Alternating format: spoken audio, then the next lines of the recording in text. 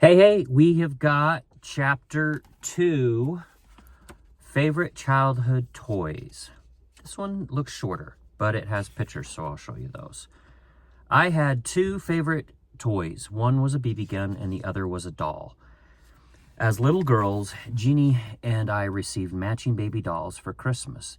They were about 14 inches tall with hard plastic hollow bodies, movable arms and legs, and painted on hair. They also had movable eyes and that closed whenever they were laid down, and a hole in the mouth so that we could feel them out of a doll bottle. So we could feed them out of a doll bottle. Sorry. The doll bottle had white liquid sealed in it, so it looked like real milk. Over time, my doll lost one of her hands from overuse and playing too hard with her, which made me love her even more. I felt so sorry for her because she had no hand, just a hollow arm. Her missing hand was the perfect vehicle into me playing doctor. She always needed her hand bandaged, so she always needed a doctor. That's adorable. When we lived in town, I shared a very large bedroom with Jeannie and overlooked the front porch. Our bedroom was on the 3rd floor of our house, out of the way, and was usually a mess because it was also a playroom. We had bunk beds, giving us lots of room to play. Once in a while, Mom came upstairs and cleaned and straightened the entire room. Mom left nothing untouched, under the beds, the floor, the huge closet. I remember a time when she was throwing away stuff, and we had a lot of it. And one of the objects on the floor amongst all the other stuff was my handless doll.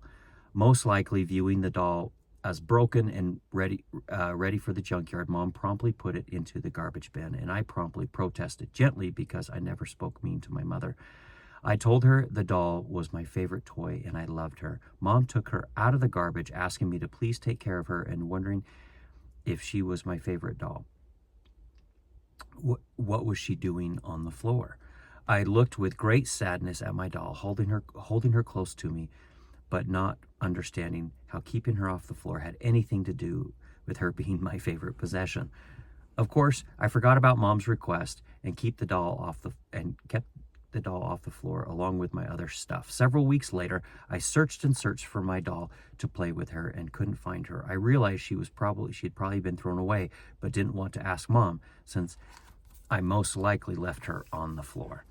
Although I was sad, I was happy my doll was no longer suffering for the want of a hand. Oh, and here's a picture. Look at that. Oh, her doll. And there's Mom playing with the doll. That's awesome. My doll before she lost her hand. That's what it says under the picture.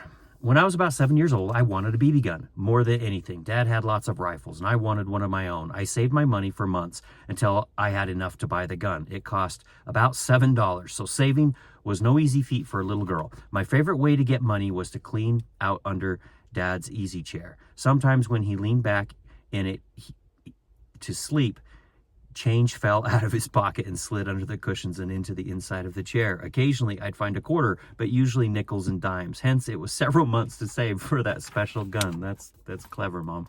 After buying the gun, I played outside all day with my siblings and neighbors. One older boy had a nicer BB gun than mine, but it didn't matter. He got into such big trouble for shooting one of the other children, and from that day on, we weren't allowed to play with him. We shot BBs all day long until I ran out of them. It cost 50 cents to buy a new container of BBs, 50 cents that I didn't have. To get more, I'd have to save again. I never did save enough, and over time, I lost interest in the gun. I couldn't shoot, but I never forgot the gun. I've loved guns ever since. Here's a Daisy BB gun. That's awesome. My father had several rifles when we lived in Mapes Road.